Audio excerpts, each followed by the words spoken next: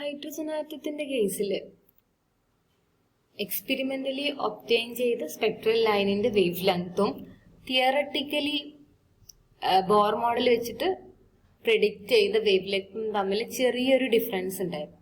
അപ്പൊ അതിന്റെ റീസൺ എന്താന്ന് വെച്ചാൽ അത് ന്യൂക്ലിയർ മോഷനാണ്. അപ്പൊ ഇതുവരെ നമ്മൾ അസ്യൂം ചെയ്തത് the hydrogen nucleus. Hydrogen nucleus means the proton is stationary and the electron is revolving around the nucleus. But what is actually happening is that both the nucleus and the electron revolve around a common center of mass. So the center of mass is very close to the nucleus because the nuclear mass is much greater than that of the electron. അപ്പൊ actually nucleus ഒരു ആറ്റത്തിൽ stationery അല്ല, nucleus is also revolving. So the electron and the nucleus R revolving around A common centre of mass. അപ്പോ ഈ ന്യൂക്ലിയസിന്റെ mass നമുക്കറിയാം 1836 times the mass of the electron. Electron mass me ആണെങ്കിൽ the mass of the nucleus, which is a single proton in the case of hydrogen atom, which is 1836 times the mass of the electron.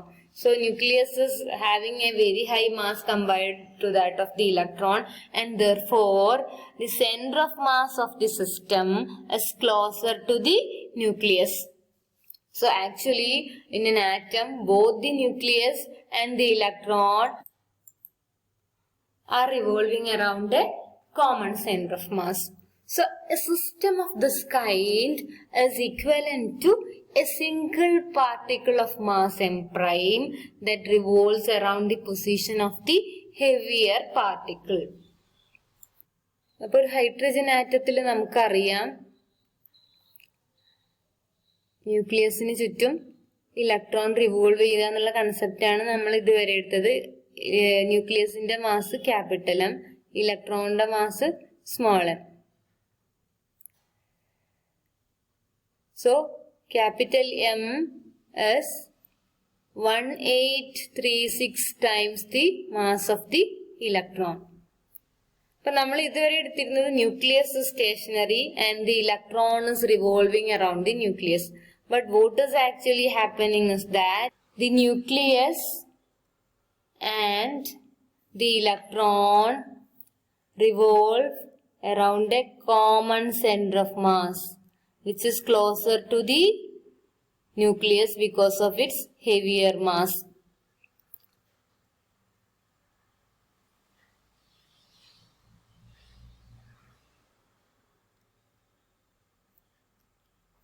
So the center of mass is closer to the nucleus. So you have studied in classical mechanics is that a system of this kind is equivalent with a two particle motion ആണ്. ഇതിനെ ഒരു one body motion ആയിട്ട് നമുക്ക് equate ചെയ്യാം. So a system of this kind is equivalent to a system where a particle having a mass equal to reduced mass of the system is revolving around the heavier mass. So in this case the heavier mass is capital M. Capital M is greater than small m.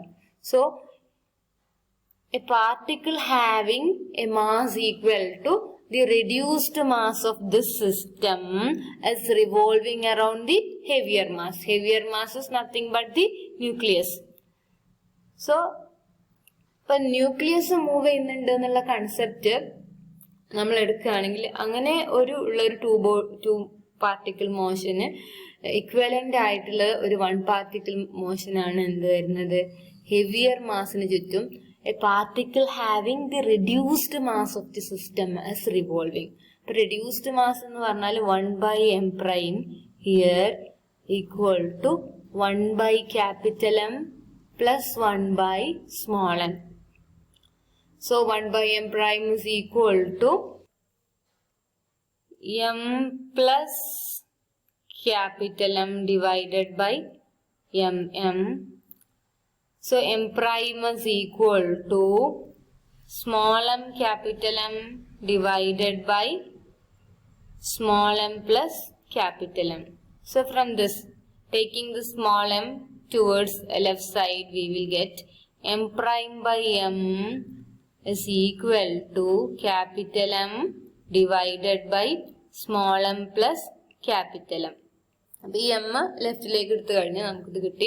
ഇപ്പൊ ന്യൂമറേറ്ററിൽ നമുക്ക് M മാത്രമാണ്, ഡിനോമിനേറ്ററിൽ small m plus capital M. But denominator is greater than that of the numerator. So this quantity is less than 1. Or we can say that m prime is less than m. ഈ സിസ്റ്റത്തിലെ രണ്ട് മാസസിലെ smallest മാസാണ് M. അപ്പൊ അതിനേക്കാളും ചെറിയ value ആണ് m prime. So that is why m prime is called the reduced mass. So the value of reduced mass is always less than the smallest of the two masses. രണ്ട് മാസത്തിനേക്കാളും കുറവായിരിക്കും ഈ reduced mass എന്ന് പറയുന്നത്. അപ്പൊ nuclear മോഷനും കൂടെ നമ്മൾ എടുത്തു കഴിഞ്ഞാൽ, if we are taking nuclear motion into account, so we have to consider that the heavier mass is stationary and a particle having mass equal to the reduced mass of the system is revolving around the heavier mass. അപ്പൊ ഇങ്ങനെ രണ്ട് മോഷനും കൂടെ എടുത്തു കഴിഞ്ഞാൽ നമുക്ക് equations deal ചെയ്യാൻ ബുദ്ധിമുട്ടായിരിക്കും. അപ്പൊ അതുകൊണ്ട് തന്നെ ഈ സിസ്റ്റത്തിന് ഇക്വലന്റ് ആയിട്ടുള്ള ഒരു സിസ്റ്റം ആണത്. So two masses revolving around a common center of mass is equivalent to a system where the heavier mass is stationary and a particle having the reduced mass of the system is revolving around the heavier mass. അപ്പൊ നമ്മൾ nuclear മോഷനും കൂടെ നമ്മൾ consider ചെയ്യുകയാണെങ്കിൽ energy ലെവൽസിന്റെ ഇക്വേഷൻസിലെല്ലാം ചെറിയ change ഉണ്ടാവും. അപ്പൊ നമ്മൾ ഓൾറെഡി പഠിച്ച ഇക്വേഷൻസിലൊക്കെ ചെറിയ ചേഞ്ച് ഉണ്ടാവും. ഇപ്പൊ എം പ്രൈമിന്റെ വാല്യൂ ഇതാണ് small m capital M by small m plus capital M. So ഇനി നമ്മൾ ഈ ന്യൂക്ലിയർ മോഷനും കൂടെ എടുക്കുകയാണെങ്കിൽ നമുക്ക് ഇതുവരെ ഇലക്ട്രോണിന്റെ മാസ് എം യൂസ് ചെയ്തെടുത്തെല്ലാം നമുക്ക് എം പ്രൈം യൂസ് ചെയ്യണം. റെഡ്യൂസ്ഡ് മാസ് യൂസ് ചെയ്ത് കഴിഞ്ഞാൽ നമ്മൾ ന്യൂക്ലിയർ മോഷനും കൂടെ കൺസിഡർ ചെയ്തൊന്ന് മനസ്സിലാക്കാം. അതായത് ന്യൂക്ലിയർ മോഷൻ കൺസിഡർ ചെയ്ത് കഴിഞ്ഞാൽ ഇലക്ട്രോണിന്റെ സ്ഥാനത്ത് നമുക്ക് എന്താണ് ഒരു particle of mass M prime ആണുള്ളത്. അപ്പൊ ഈ ഇക്വേഷൻസിലെല്ലാം നമ്മൾ എം ഉള്ളിടത്ത് എം പ്രൈം ആയിട്ട് മാറ്റണം. അപ്പൊ ഇതുവരെ നമ്മൾ കൺസിഡർ ചെയ്തിരുന്നത് heavier mass stationary, nucleus stationary, electron small particle having mass M is revolving around it. പക്ഷെ ന്യൂക്ലിയർ മോഷനും കൂടെ എടുത്തപ്പോൾ ഇതുപോലെയായി. The heavier mass stationary and a particle having mass M prime is revolving around the nucleus എന്ന് പറയുന്ന equivalent ആയിട്ടുള്ള ഒരു system ആയി. അപ്പൊ നമ്മുടെ എനർജിയുടെ ഇക്വേഷൻസിലെല്ലാം എം ഉള്ളിടത്ത് എം പ്രൈം ആക്കി കഴിഞ്ഞാൽ ന്യൂക്ലിയർ മാസിന്റെ കറക്ഷൻ നമ്മൾ ചെയ്തു. So the energy levels of the system are given by, നമുക്കറിയാം En is equal to minus me raised to 4 divided by 8 epsilon 0 square h square into 1 over n square. So these are the energy levels which can be also written as E1 by n square nammal parnu, where E1 is equal to minus 13.6 electron volt. So when we take nuclear motion into account, we have to replace this m by m primes. So the energy levels, corrected energy levels due to nuclear motion, which are represented by En primes, are given by minus m prime e to the power 4 divided by 8 epsilon 0 square h square into 1 over n square. So we have to replace every m with m prime. Then we will get the energy levels due to which are corrected due to nuclear motion. So in order to simplify this, we will multiply and the numerator and denominator with m. Then we will get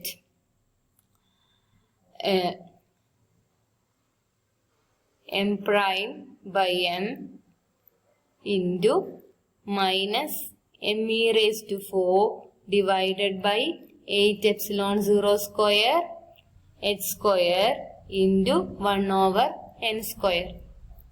ഇപ്പോൾ M കൊണ്ട് multiply ചെയ്തു, M കൊണ്ട് divide ചെയ്തു. അപ്പോൾ 1 കൊണ്ട് multiply ചെയ്തുപോലെയാണ്. അപ്പോൾ നമ്മളൊന്ന് rearrange ചെയ്തു. ഈ എം പ്രൈം ഒന്ന് പുറത്തെഴുതി, എം പ്രൈം ബൈ എം നമ്മൾ മൾട്ടിപ്ലൈ ചെയ്ത് എം അകത്തെഴുതി. So this minus M E raise to 4 by 8 epsilon 0 h square into 1 by n square എന്ന് പറഞ്ഞാൽ നമുക്കറിയാം this is E1 by n square. So En prime is equal to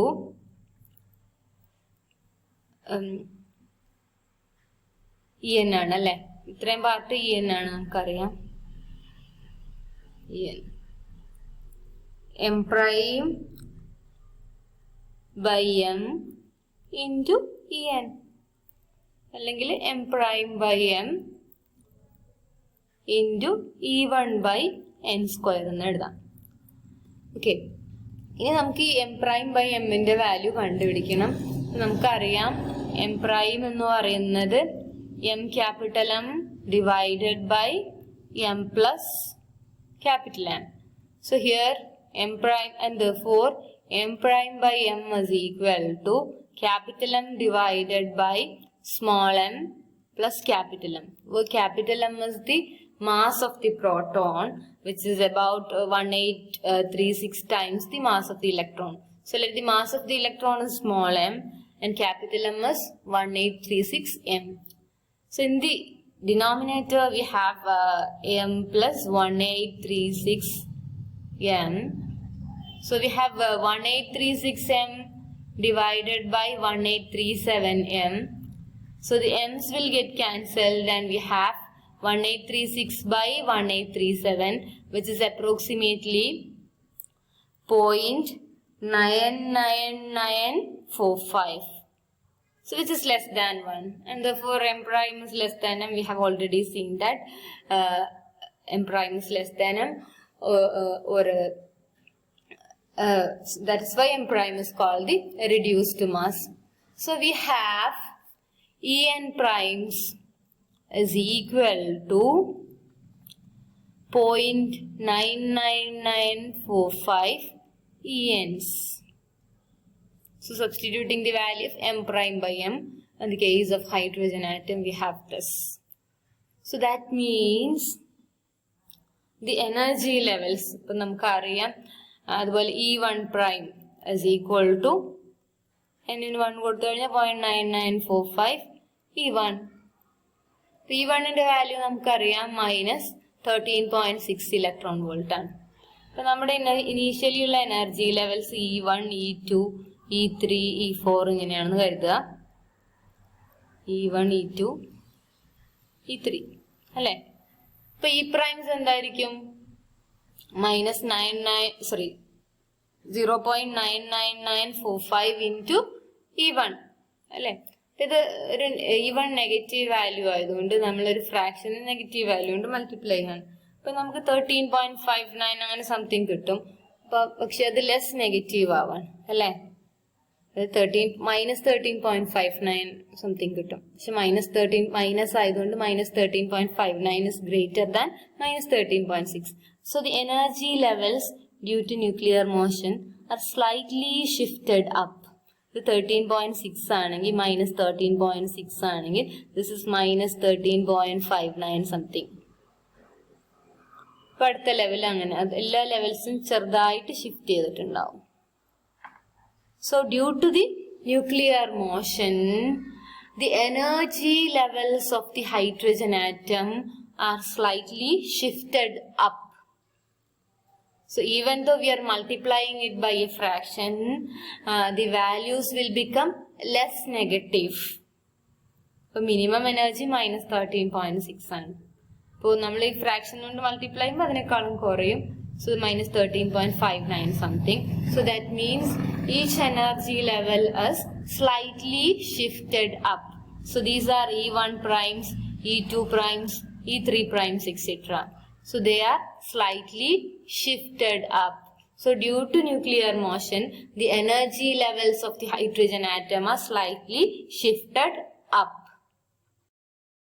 So we have seen that the energy levels are slightly shifted up. അതായത് energy values എല്ലാം ചെറുതായിട്ട് increase ചെയ്തു. ഏകദേശം 0.055% increase ചെയ്തു. ഓരോ എനർജി വാല്യൂസും ഇൻക്രീസ് ചെയ്തു because they are less negative. So negative values ആയതുകൊണ്ടാണ് അത് ഇൻക്രീസ് ചെയ്തത്. ഇനി നമുക്ക് ന്യൂക്ലിയർ മോഷനും കൂടെ എടുക്കുമ്പോൾ എമിറ്റഡ് ഫോട്ടോണിന്റെ ഫ്രീക്വൻസിയിലോ അല്ലെങ്കിൽ അതിന്റെ വേവ് ലെങ്തിലോ ഉള്ള ചേഞ്ച് നമുക്ക് നോക്കാം. അപ്പോൾ ഓരോ ലെവൽസിന്റെ എനർജിയാണ് സ്ലൈറ്റ്ലി ഇൻക്രീസ് ചെയ്തത്. പക്ഷെ ഈ ഒരു ഫോട്ടോൺ എമിറ്റ് ചെയ്യപ്പോഴാണ് whenever an electron makes a transition from one energy level to another energy level. അപ്പോ ഇവിടെ ഒരു energy level E2 E1 transition ആണെന്ന് വിചാരിക്കുക. അപ്പൊ നമുക്കറിയാം H nu is equal to E2 minus E1 ആണ് അല്ലെ.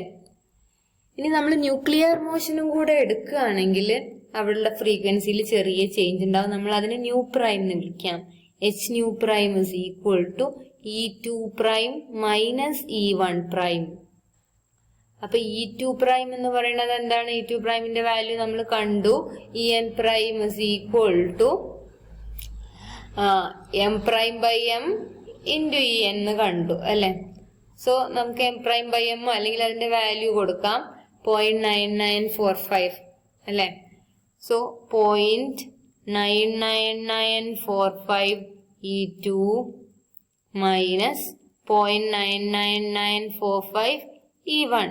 E2 പ്രൈമിനും E1 പ്രൈമിനും വാല്യൂ കൊടുക്കുമ്പോൾ സോ 0.99945 അതായത് M പ്രൈം ബൈ M എന്ന് പറയുന്ന വാല്യൂ നമുക്ക് പുറത്തെടുക്കാം into E2 minus E1. So that is M prime by M ആണ്. M prime by M into E2 minus E1.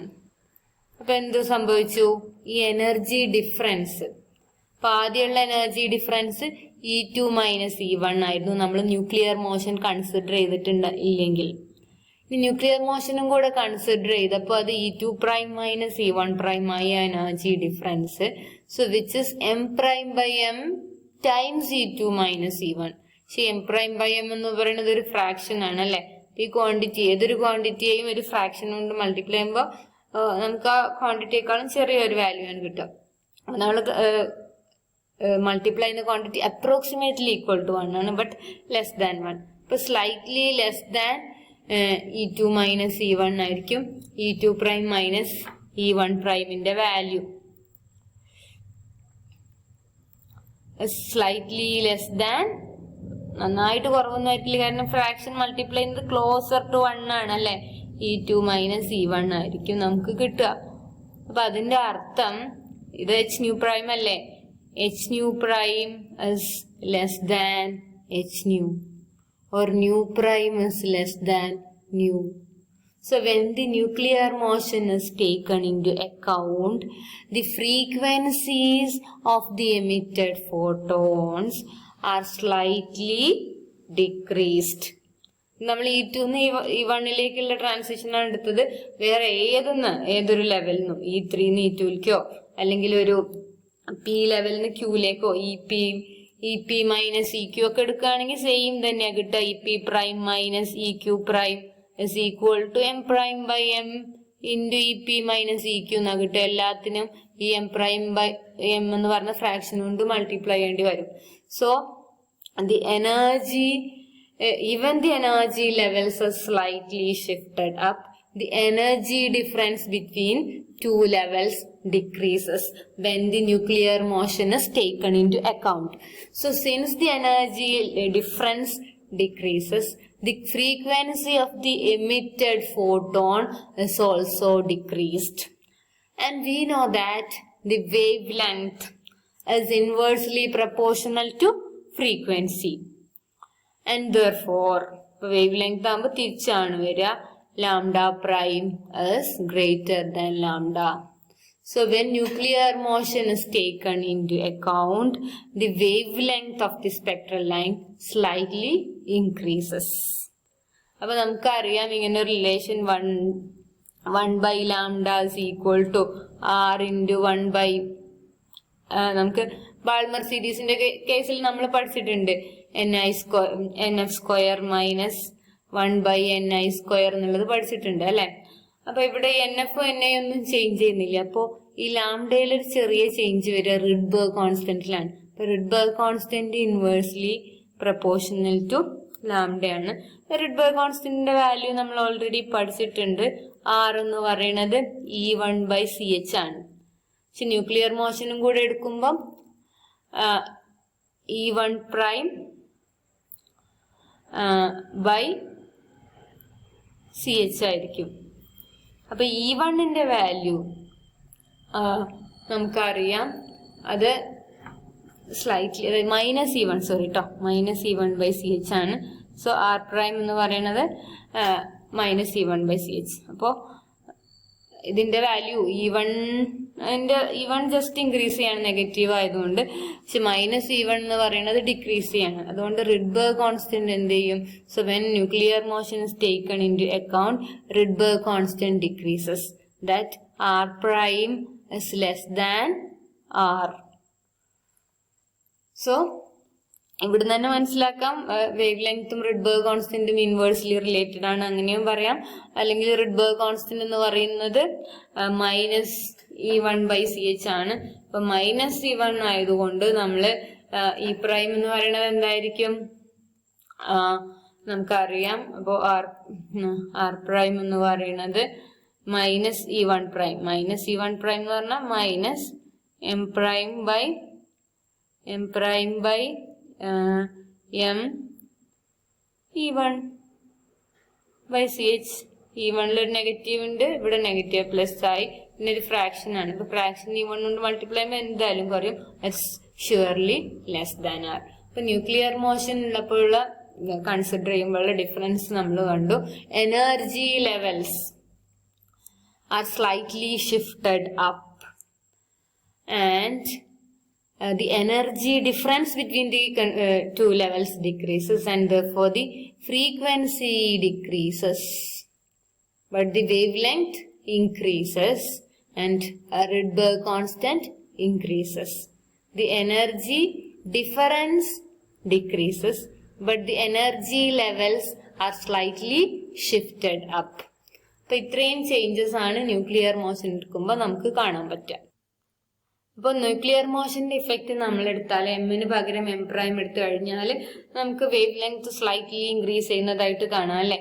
So this removes a small but definite discrepancy between the predicted wavelength of spectral lines of hydrogen and the measured ones. അപ്പോൾ Bohr model വെച്ചിട്ട് predict ചെയ്തതും അതുപോലെ experimentally measure ചെയ്തതും നമ്മൾ പറഞ്ഞൊരു ചെറിയൊരു difference ഉണ്ടായിരുന്നു. അപ്പോൾ അതിന്റെ കാരണം എന്ന് പറഞ്ഞാൽ ന്യൂക്ലിയർ മോഷൻ നമ്മൾ കൺസിഡർ ചെയ്യാത്തതാണ്. So when nuclear motion is taken into account, this discrepancy between the theoretical and experimental values are removed. ഇപ്പൊ നമ്മൾ പറഞ്ഞു Rydberg constant ഡിക്രീസ് ചെയ്യാണ്. So the value of the Rydberg constant without correcting for nuclear motion എടുക്കാതെ വരുന്ന value 1.097371 into 10⁻⁷ meter inverse without nuclear motion. So with correction it lowers. Rydberg constant decreases 1.48 significant figures ആണ് എഴുതിയിരിക്കുന്നത്. 1.096775 10⁻⁷ meter inverse. ഇത്ര digits ഒന്നും നിങ്ങൾ ഓർത്ത് വെക്കേണ്ട, അത് ലോവർ ചെയ്യുന്നു മനസ്സിലാക്കുക. 1.097, this is 1.0967 like that. അപ്പോ ഈ nuclear മോഷന്റെ the concept it's very important in the discovery of deuterium. ഇപ്പൊ ഡ്യൂട്ടീരിയം എന്ന് പറഞ്ഞാൽ നമുക്കറിയാം it's an isotope of hydrogen. അപ്പോൾ ഹൈഡ്രജന്റെ കേസിൽ നമുക്കറിയാം ന്യൂക്ലിയസ് എന്ന് പറയുന്നത് ഒരു പ്രോട്ടോൺ ആണ്. But in the case of deuterium the nucleus is A deuteron. Deuteron means A proton plus A neutron. അപ്പോ ഈ ന്യൂട്രോണിന്റെ മാസ് എന്ന് പറയുന്നത് പ്രോട്ടോണിന്റെ മാസിന് ഈക്വലന്റ് ആണ്. So the nuclear mass of the deuterium is equal to the mass of the proton plus mass of the neutron. So which is double that of the mass of the proton. So nuclear mass of the deuterium is double that of ordinary hydrogen. അപ്പൊ നമ്മൾ ഒരു hydrogen gas എടുക്കുകയാണെങ്കിൽ അതിൽ 1/6000 എന്ന് പറയുന്നത് ഒരു deuterium atom ഉണ്ടാവും. അപ്പൊ അതുകൊണ്ട് തന്നെ അതിന്റെ സ്പെക്ട്രൽ ലൈൻ നമുക്കറിയാം, രണ്ടിന്റെയും കേസിൽ ഒരു ഇലക്ട്രോൺ ആണ് റിവോൾവ് ചെയ്യുന്നത്, പക്ഷെ ഇതിന്റെ രണ്ടിന്റെയും ന്യൂക്ലിയർ മാസ് ഡിഫറെന്റ് ആണ്. ഇപ്പൊ ന്യൂക്ലിയർ മാസ് ഡിഫറെന്റ് ആണ്, അതുകൊണ്ട് നമ്മൾ ന്യൂക്ലിയർ മോഷൻ കൺസിഡർ ചെയ്യുമ്പോൾ നമുക്ക് കാണാം രണ്ടിന്റെ കേസിലും സ്പെക്ട്രൽ ലൈൻസിന് ചെറിയ ഡിഫറൻസ് ഉണ്ടാവും. അത് നമ്മൾ കണ്ടു ഹൈഡ്രജന്റെ കേസിൽ അതിന്റെ ഇക്വലന്റ് സിസ്റ്റം എന്ന് പറഞ്ഞാൽ A system having reduced mass is revolving around the heavier mass, that is the nucleus. അപ്പൊ അവിടെ m'/mന്റെ വാല്യൂ 0.9945 ആണ്. അതുകൊണ്ട് തന്നെ m' എന്ന് പറയുന്നത് 0.99945 times the mass of the electron ആണ് റെഡ്യൂസ്ഡ് മാസ് വരുന്നത്. അപ്പോൾ നമ്മളിത് ഹൈഡ്രജൻ ആയതുകൊണ്ട് ഒരു H എന്ന് കൊടുക്കുന്നു. പക്ഷെ ഡ്യൂട്ടീരിയം ആകുമ്പോഴുള്ള ഡിഫറൻസ് എന്ന് പറഞ്ഞാൽ ഇവിടെ ന്യൂക്ലിയസിന്റെ മാസ് 2m ആണ്. അപ്പൊ അതുകൊണ്ട് തന്നെ m' ഡിഫറെന്റ് ആയിരിക്കും. അപ്പൊ അതിനെ m' ഓഫ് ഡ്യൂട്ടീരിയം എന്ന് വിളിക്കാം, ഇതിനെ m' ഓഫ് ഹൈഡ്രജൻ എന്ന് വിളിക്കാം. So m' of deuterium by m എന്തായിരിക്കും? നമുക്കറിയാം ഇവിടെ ന്യൂക്ലിയസിന്റെ മാസ് 2m ആണ് അല്ലെ. അപ്പൊ m ഉള്ളിടത്തെല്ലാം നമ്മൾ എന്ത് കൊടുക്കണം? 2m എന്ന് കൊടുക്കണം. 2m divided by m plus 2m. അപ്പൊ നേരത്തെ കേസിൽ നമ്മൾ m കൊടുത്തത് അവിടെ ന്യൂക്ലിയർ മാസ് m ആയിരുന്നു ഹൈഡ്രജന്റെ കേസിൽ, but in the case of deuterium it is 2m. So 2m കൊടുത്തു കഴിയുമ്പോൾ 1836 ടൈംസ് m, അതിന്റെ ഡബിൾ, അതായത് 3672 m divided by 3672 m plus m, ഏകദേശം 3672 ബൈ 3673, ഏകദേശം 0.99972 ആ ഓർഡറിലൊക്കെയാണ് വരുന്നത്. അതുകൊണ്ട് തന്നെ m ഡ്യൂട്ടീരിയം എന്ന് പറയുന്നത് ഇതിന്റെ റെഡ്യൂസ്ഡ് മാസ് എന്ന് പറയുന്നത് 0.99972 times the mass of the electron ആണ് വരുന്നത്. ഇപ്പൊ രണ്ട് കേസിലും ഈ റെഡ്യൂസ്ഡ് മാസ് ഡിഫറെന്റ് ആണ് അല്ലെ. അപ്പൊ ഈ റെഡ്യൂസ്ഡ് മാസിനനുസരിച്ചാണ് നമുക്ക് എനർജി ലെവൽസ് വരുന്നത്. ഹൈഡ്രജന്റെ കേസിൽ നമുക്കറിയാം അത് MEn ആണ് വരുന്നത് അല്ലെ. അതുപോലെ തന്നെ ഡ്യൂട്ടീരിയത്തിന്റെ കേസിൽ അത് വരുന്നത് m deuterium, m' for deuterium by m En. അപ്പൊ ഇത് 0.9945, അപ്പൊ അതിനേക്കാളും കൂടുതലാണ് എന്ത് ഈ കേസിൽ വരുന്നത് 72. അപ്പൊ ഇവിടെ നമ്മള് രണ്ട് ലെവൽസ് തമ്മിലുള്ള എനർജി ഡിഫറൻസ് എടുത്തു കഴിഞ്ഞാൽ 0.9945 times the energy difference without nuclear motion അല്ലെ. ന്യൂക്ലിയർ മോഷൻ എടുത്തിട്ടില്ല എങ്കിൽ ഹൈഡ്രജന്റെയും ഡ്യൂട്ടീരിയത്തിന്റെയും സ്പെക്ട്രൽ ലൈൻ ഒരുപോലെ ആയിരിക്കണം. കാരണം അതിൽ റിവോൾവ് ചെയ്യുന്നത് രണ്ടിലും ഇലക്ട്രോൺസ് ആണ്. ഇലക്ട്രോണിന്റെ മാസ് മാത്രമേ എടുക്കൂ, ചേഞ്ചസ് ഒന്നുമില്ല. ന്യൂക്ലിയർ മോഷൻ എടുക്കുമ്പോഴാണ് ഡ്യൂട്ടീരിയത്തിന്റെയും ഹൈഡ്രജന്റെയും സ്പെക്ട്രൽ ലൈൻസിൽ ചേഞ്ച് കാണുന്നത്. അപ്പോ നമുക്ക് പറയാൻ പറ്റും ന്യൂക്ലിയർ മോഷൻ എടുക്കുമ്പോൾ ഹൈഡ്രജന്റെ സ്പെക്ട്രൽ ലൈൻസ് എനർജി ലെവൽസ് തമ്മിലുള്ള ഡിഫറൻസ് 0.9945 ടൈംസ് ഡിക്രീസ് ചെയ്യുന്നു. പക്ഷേ ഡ്യൂട്ടീരിയത്തിന്റെ 0.9972. അപ്പൊ ഡ്യൂട്ടീരിയം നന്നായിട്ട് കുറയുന്നില്ല, ഹൈഡ്രജന്റെ കുറച്ചുകൂടെ നന്നായിട്ട് കുറയുന്നു. അപ്പൊ അതുകൊണ്ട് തന്നെ ഫ്രീക്വൻസി മിനിമം ഏതിലായിരിക്കും? ഹൈഡ്രജന്റെ കേസിലായിരിക്കും. ഡ്യൂട്ടീരിയത്തിന്റെ കേസിൽ അത് ഫ്രീക്വൻസി കുറച്ചും കൂടെ കമ്പാരിറ്റീവ്ലി ഹയർ ആയിരിക്കും. അപ്പൊ ഫ്രീക്വൻസി ഹയർ ആന്ന് പറയുമ്പം വേവ് ലെങ്ത് എന്ത് ചെയ്യും? കുറവായിരിക്കും. ഡ്യൂട്ടീരിയത്തിന്റെ കേസിൽ ലാംഡ എന്ന് പറയുന്നത് കുറവായിരിക്കും, ഹൈഡ്രജന്റെ കേസിൽ ലാംഡ കൂടുതലായിരിക്കും. So frequency of the spectral line in the case of hydrogen is less than that of the deuterium, and the corresponding wavelength greater for hydrogen. Lambda H greater than lambda D, or lambda D less than lambda H. The wavelength of the spectral line of deuterium is less than that of the wavelength of the spectral line of hydrogen. So because of the greater nuclear mass, the spectral lines of the deuterium are shifted to slightly lower wavelength, shorter wavelength than the corresponding ones of ordinary hydrogen. So the H-alpha line of deuterium, which arises from the transition n equal to 3 to n equal to 2, occurs at the wavelength of 656.1 nanometer. So whereas the H-alpha line of hydrogen occurs at 656.3 nanometers. So H-alpha line of deuterium, അതിന്റെ wavelength ഹൈഡ്രജന്റെ H-alpha ലൈനിനേക്കാളും കുറവാണ് നമുക്ക് കാണാം. Whereas the H-alpha line of deuterium occurs at the wavelength 656.1 nanometer and that of hydrogen occurs at 656.3 nanometers. ഇത് ചെയ്ത് നോക്കുക, അതൊരു assignment ആണ്. ഈ വാല്യൂസ് കിട്ടുന്നുണ്ടോ നോക്കുക. അപ്പൊ ആ വാല്യൂസ് കിട്ടാൻ ഒന്നുകിൽ നിങ്ങള് n equal to 3 n equal to 2 ലേക്കുള്ള ട്രാൻസിഷൻ ആണല്ലേ. അത് നമ്മള് അതിന്റെ നമുക്കറിയാം E3 prime, E3 E2 prime, ഹൈഡ്രജന്റെ അറിയാം, അതുപോലെ ഡ്യൂട്ടീരിയത്തിന്റെ അറിയാം. അത് വെച്ചിട്ട് നമുക്ക് ഫ്രീക്വൻസി കിട്ടും. ഫ്രീക്വൻസി കിട്ടിക്കഴിഞ്ഞാൽ വേവ് ലെങ്ത് കാണാം. അപ്പൊ അങ്ങനെ നിങ്ങൾ ചെയ്ത് നോക്കുക. അല്ലെങ്കിൽ അപ്പൊ നിങ്ങൾക്കറിയാം E3 പ്രൈം ഓഫ് ഡ്യൂട്ടീരിയം എന്ന് പറയുന്നത് 0.99972 E3 ആണ്. അതുപോലെ E3 പ്രൈം ഓഫ് ഹൈഡ്രജൻ എന്ന് പറഞ്ഞാൽ 0.99945 E3 ആണ്. അപ്പൊ ആ മെത്തേഡ് വെച്ചിട്ട് എനർജി ഡിഫറൻസ് എന്ന് പറഞ്ഞാൽ h ന്യൂന് ഈക്വൽ ആയിരിക്കും. അവിടുന്ന് ന്യൂ കണ്ടുപിടിക്കുക. ന്യൂ കിട്ടിക്കഴിഞ്ഞാല് നമുക്ക് അതിന്റെ കറസ്പോണ്ടിങ് വേവ് ലെങ്ത് കണ്ടുപിടിക്കാം.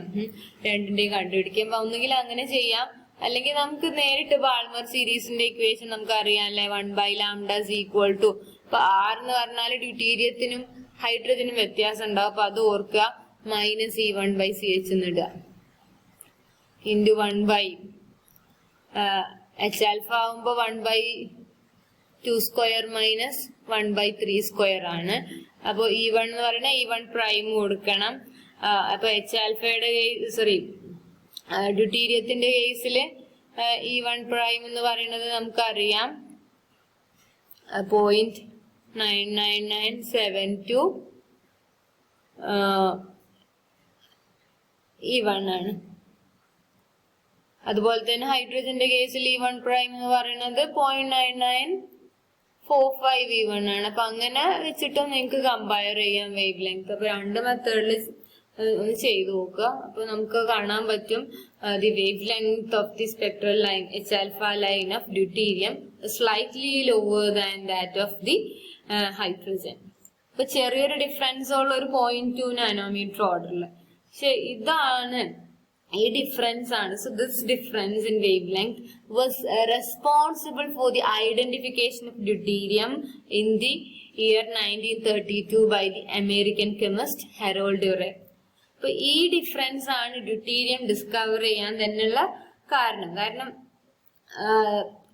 ഹൈഡ്രജനും നമ്മൾ ഒരു ഹൈഡ്രജൻ ഗ്യാസ് എടുത്തു കഴിഞ്ഞാൽ അതിൽ 1/6000 എന്ന് പറഞ്ഞാൽ ഡ്യൂട്ടീരിയം ആയിരിക്കും. അപ്പൊ ഹൈഡ്രജൻ ഗ്യാസിന്റെ സ്പെക്ട്രൽ ലൈൻ നമ്മൾ നോക്കുമ്പോൾ നമുക്ക് കാണാൻ പറ്റിയ ഒരു ബ്രൈറ്റ് ലൈന് ഈ വേവ് ലെങ്ത്തിൽ കാണാം. 656.3 നാനോമീറ്ററിൽ കാണാം. അപ്പൊ അതിന്റെ അടുത്ത് 656.1 നാനോമീറ്ററിൽ ഒരു ലൈൻ കാണാം. അത്ര ബ്രൈറ്റ് ആയിരിക്കില്ല, കാരണം 1/6000 മാത്രമേ ഡ്യൂട്ടീരിയം ഉള്ളൂ.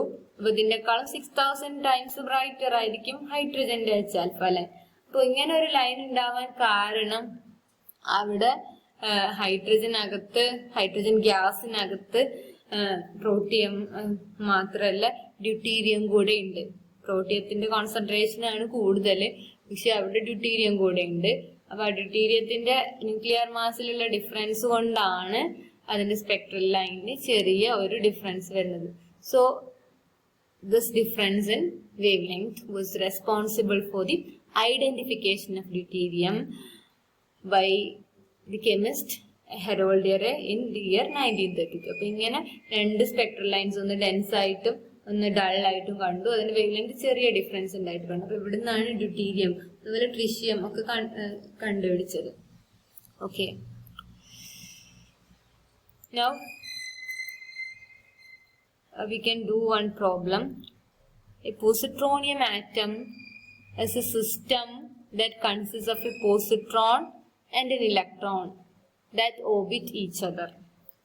Compare the wavelength of the spectral lines of the positronium with those of an ordinary hydrogen. ഒരു പോസിട്രോണിയം ആറ്റം എന്ന് പറഞ്ഞാൽ അവിടെ ഒരു ഇലക്ട്രോണും പോസിട്രോണുമാണ് റിവോൾവ് ചെയ്യുന്നത്. Both are revolving around the common centre of mass. അപ്പൊ നമ്മൾ പറഞ്ഞു ഇങ്ങനെയുള്ള ഒരു സിസ്റ്റം എന്ന് പറഞ്ഞാൽ it's equivalent to a particle having reduced mass of the system is revolving around the heavier mass. അപ്പൊ ഇതിന്റെ രണ്ടിന്റെ മാസ് ഈക്വൽ ആവും. അപ്പൊ പോസിട്രോണിന്റെ